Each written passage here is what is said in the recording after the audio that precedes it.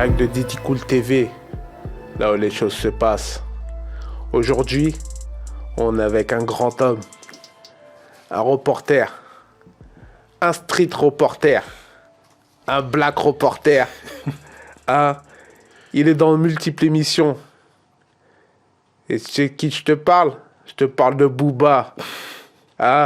Comment va mon frère? Ça va et toi mon frère, comment ça va? Ça va? Tranquille, ça se passe. On est là, calmement. D'où? Là où les choses se passent. Joe. Tu connais?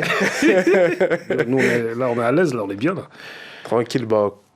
Je suis heureux que tu sois allé chez moi, mon pote. On est bien, là, on est très bien. Donc voilà, Booba, tu vas te présenter pour ceux qui ne te connaissent pas. Nous, on te connaît avec toutes tes émissions. Et tu vas nous dire un peu ton parcours. C'est quoi ton parcours? Bah, t'as vu, moi je m'appelle Instagram Booba Black 10 Street Reporter, mais je m'appelle Aboubakar Sakanoko. J'ai 40 ans aujourd'hui et on va dire j'ai vécu 33 ans à Grigny. Aujourd'hui, je réside sur Massy. Mon taf de base, j'ai beaucoup été pendant 20 ans. Moi, je suis un travailleur social, donc j'ai alterné entre animation, médiation, et aujourd'hui, je suis dans l'insertion sociale depuis 8 ans.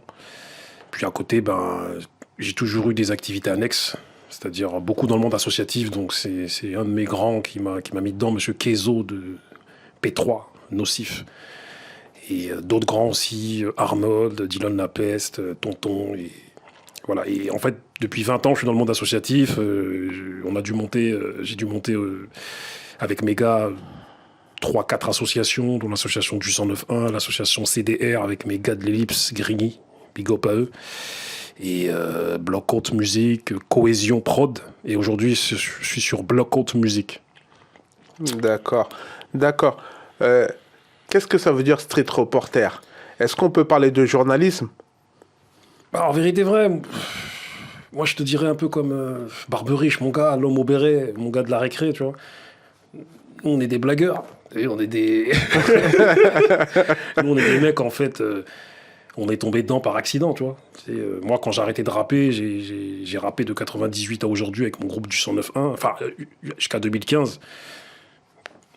Tonton m'a dit, vas-y, lance-toi un peu dans tout ce qui est débat, tout ça, émission, tout. Mes gars de Néo Musique, Grice et Max Payne, ils avaient déjà pris de l'avance. Barberich, il était déjà dedans. Et puis, on est tombé dedans. Et puis, en fait, voilà. J'ai commencé à animer Disons-nous les choses. Et en fait, à un moment donné, le studio n'était plus disponible. Donc, avec mon gars Kong de Moju Design, grand big up à lui, on a commencé à faire des interviews dans la street. Tu vois, c'est-à-dire, le monde associatif, on a vu qu'il manquait de visibilité, donc on s'est dit que, vas-y, on allait le filmer. Et puis à un moment donné, Kong, je le trimballais un peu partout, parce que Kong, il a vraiment un grand cœur, c'est vraiment mon gars, mon frère. Et je lui ai dit, frérot, dis-moi, qu'est-ce que je peux acheter pour aller filmer moi-même? Donc du coup, je suis parti faire le street reporter, hein, t'as vu? D'accord. Et c'est dans tes médias, je vois souvent Blockout. Qu'est-ce que c'est Blockout? C'est quoi? Faut nous dire c'est quoi les bails, quoi. Blockout, en vérité, c'est Tonton. Notre grand de Grigny. Tu vois, l'homme le plus respecté de Grigny. Tonton. Blockout, en fait, c'est lui. Après, c'est nous. Tu vois, Blockout, c'est une association, c'est une organisation qu'on a montée depuis... ça va faire 10-15 ans maintenant, tu vois. Et du coup, à la base, Blockout Music, c'est l'événementiel, organisation de festival. Donc, d'où le festival, mon festival, où il y a pas mal d'artistes qui sont venus. Et le dernier, c'était cette année, où il y a Leto, Kalash, pas mal de gens qui sont passés, des groupes de Grigny. Et en fait, notre but, c'était de mettre en avant des groupes locaux et derrière, faire passer des gros artistes, tu vois. Et je voudrais savoir, c'est quoi ta fonction dans Blockout? En vérité, j'ai pas de fonction officielle, en vérité. Hein. On va dire, je suis un booster, moi, tu vois. Je suis le bouc de la motivation, tu vois. Aïe. Moi, je suis le bouc qui vient, qui motive les troupes. Voilà, depuis 98, dans les diverses entités dans lesquelles j'ai pu être, il se trouve que j'étais naturellement dans son rôle de booster. Donc, je suis un bouc qui booste. Je coordonne, on va dire, Blockout Radio. Je coordonne. D'accord. Et quelles sont tes émissions? Parce que j'ai vu, il y a Disons-nous les choses, on te voit dans la récré. Et après, je sais pas encore. Donc, qu'est-ce qu'on te voit? Bientôt, on va te voir dans. J'irai dormir chez vous avec ta caméra, tu vois. J'y ai pensé. Hein. J'ai dit là, c'est Tolo, là. C'est Tolo. Et ben, en fait, moi, mon émission de base, c'est Disons-nous les choses, DNLC. C'est-à-dire, à la base, c'est en plateau, comme tu peux le faire ici. Et j'invite différentes personnes, le peuple, à s'exprimer. C'est-à-dire, que ce soit le peuple connu ou le peuple dans l'anonymat, même si j'aime pas ce terme-là, tu vois, parce que j'estime qu'on est tous uniques et exceptionnels et on a tous des choses à dire, on est tous des livres vivants, des livres marchands et on a tous une histoire. On est tous intéressants, tu vois. Donc, du coup, même, je me rends compte que même les gens soi-disant inconnus, comme certains diraient, tu vois, terme que je n'aime pas, ils sont même plus intéressants que les gens soi-disant connus. Et voilà, j'ai dit nous les choses où ça s'est décliné en street reportage, c'est-à-dire aller filmer les associations lorsqu'elles font des événements et faire des interviews. Il y a Fréquence Rap, une émission qu'on a montée à la base avec Barberich. C'était pendant que la récré, on avait du mal à l'installer. On a fait Fréquence Rap avec Tonton Marcel, avec Despo. Avec Despo, voilà, parmi les invités, il y avait Rap Contenders, il y a aussi Karine, il y a eu aussi Madine Sarcel avec Driver, Boubou, le DJ Desh. Et ça va reprendre Ouais, Fréquence Rap, là, on va reprendre, là, d'ici, avant l'été, on va reprendre ça, là, tu vois. Et du coup, ouais, dis-nous les choses, Fréquence Rap, ouais. Alors, je voulais savoir, c'est quoi ta relation avec le professeur? Je dirais pas le professeur, je dirais le tonton Driver. Tonton Driver, c'est quoi ta relation avec tonton Driver?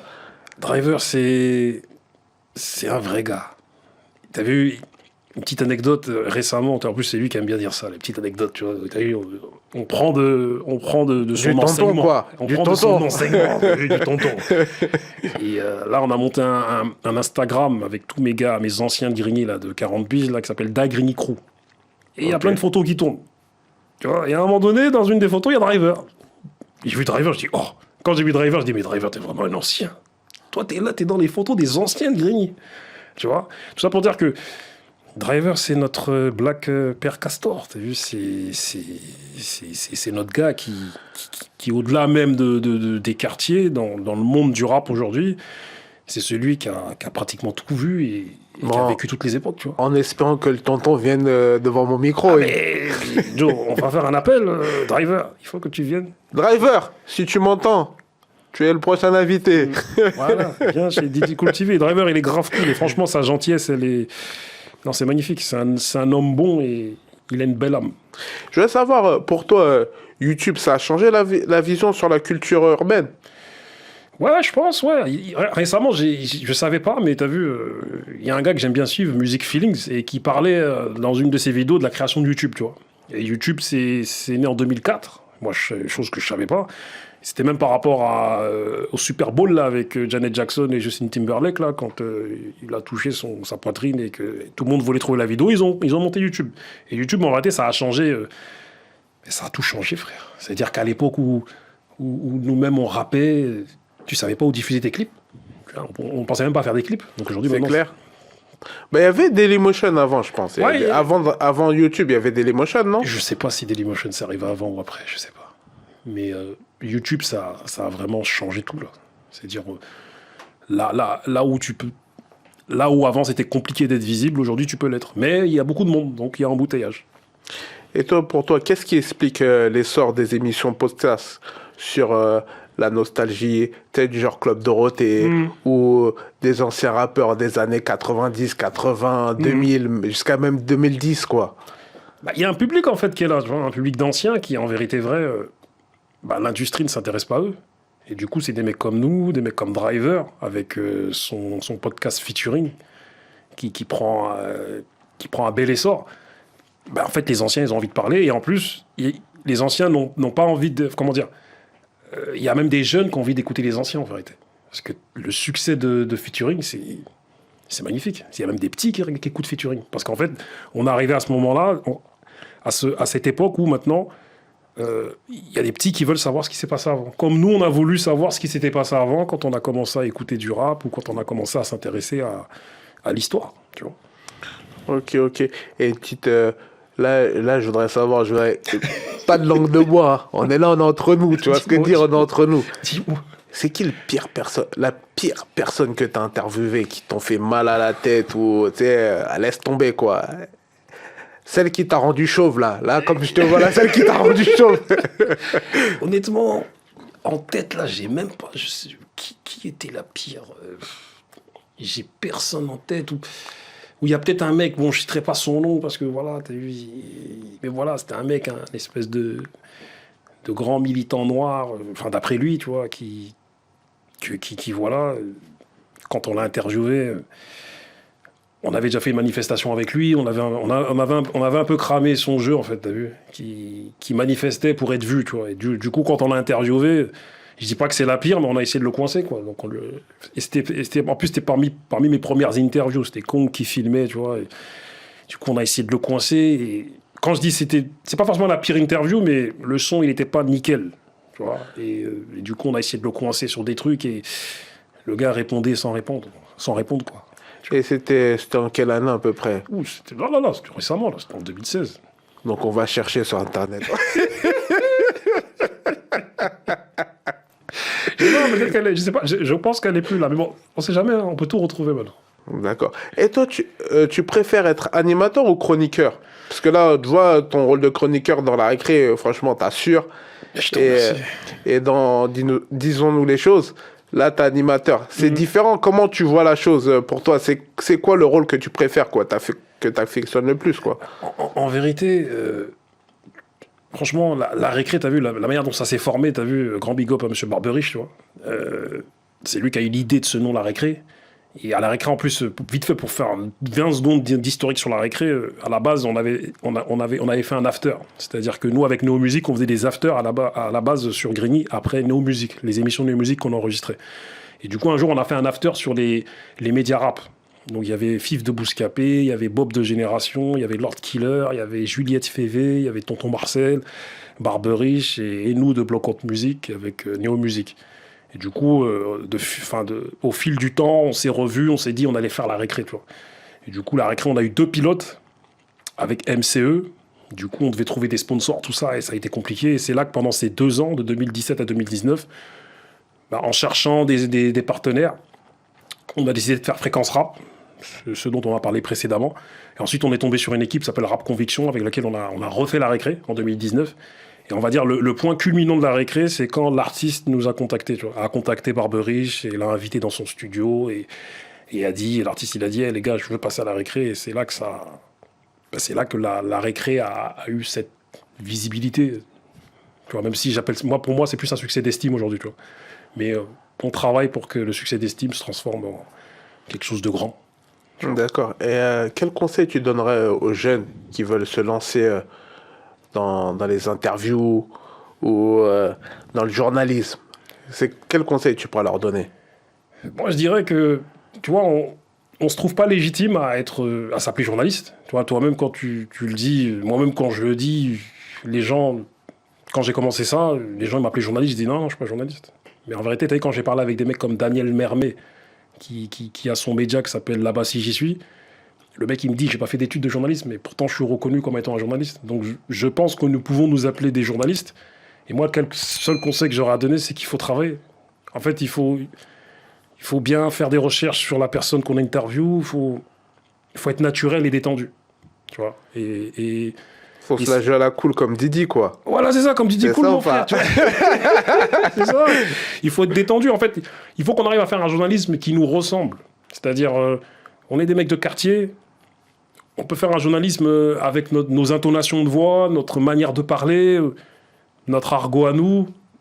Le seul important, c'est d'être pertinent, en fait. Enfin, la seule chose importante, c'est d'être pertinent et d'être intelligent. Selon moi. D'accord. Et bon, comme la question que je pose à tous les intervenants, tous mes invités, c'est la cité en quelques mots. Pour toi, c'est quoi la cité pour toi en quelques mots? Me dis pas sexe, drogue et alcool. Hein. Me dis pas ça, ça passe pas. Hein. Sexe, violence, rap et flouze. Non. Moi, je dirais amour. La cité, c'est l'amour. Franchement, il y a un amour de fou dans les cités. Et Comme dirait un grand auteur à l'époque, il disait, si tu veux voir la pureté d'une amitié enfoirée, viens vivre au milieu d'une cité. Le ghetto français. Et ghetto France, de Kerry James. Et franchement, quand il a dit ça, j'ai dit, frérot, c'est la vérité. Maintenant, il y a comme dans tous les milieux des mauvais côtés, tu vois. Et un peu plus dans les cités, parce que c'est des milieux où ils ont parqué des... Voilà, ils nous ont parqué. Mais est-ce que tu crois... Est-ce que... Genre là, tu me dis ouais que dans un peu plus dans les cités, il y a des mauvaises choses. Est-ce que tu crois pas que c'est certains médias qui ont focalisé l'attention sur ces cités quand il y a eu un truc? Parce que je pense que des mauvaises choses, tu peux les trouver en campagne, tu peux les trouver dans les centres-villes de toute agglomération. Donc, est-ce que vraiment c'est qu'en cité où il y a le plus de délinquance?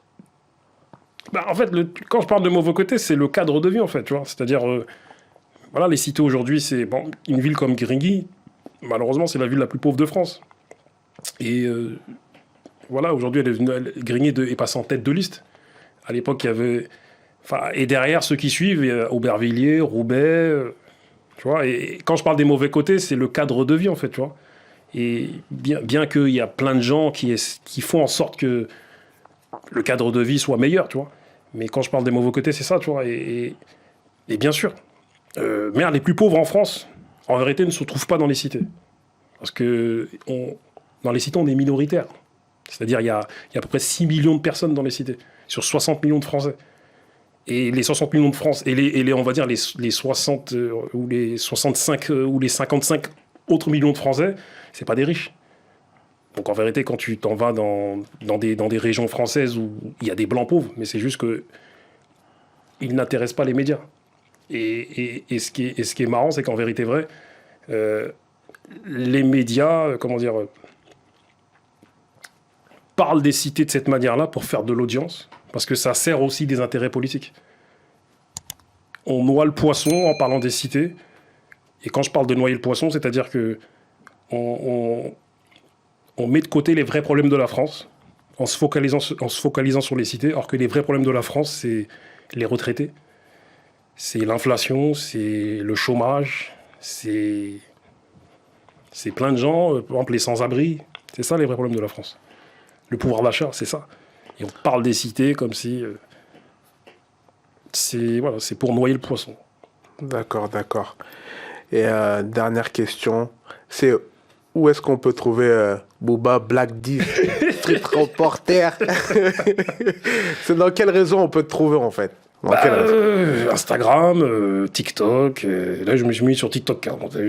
Un vieux père comme moi, un vieux père mandingue comme moi, je me suis mis sur TikTok, mon frère. Donne les adresses, voilà. Parce que ça se trouve, il y a des gens qui voudront te voir après cette interview. Ils se disent, ouais, le gars est cool, on veut regarder ce qu'il fait, le gars est trop cool.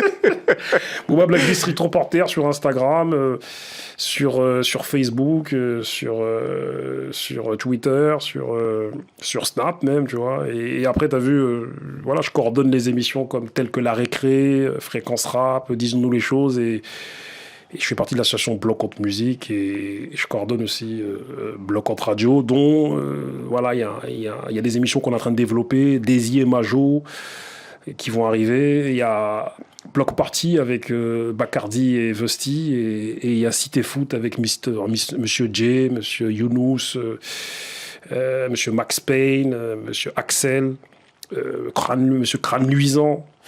T'as vu, on a des blagues, mon frère.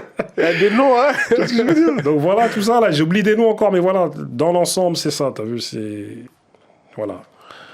Donc merci d'être venu. Merci à toi. Et tu sais très bien, c'est là où les choses se passent, et sur Didi Cool TV, Didi Cool tu TV, sais. mon frère, on est là, on est ensemble. Comme jamais.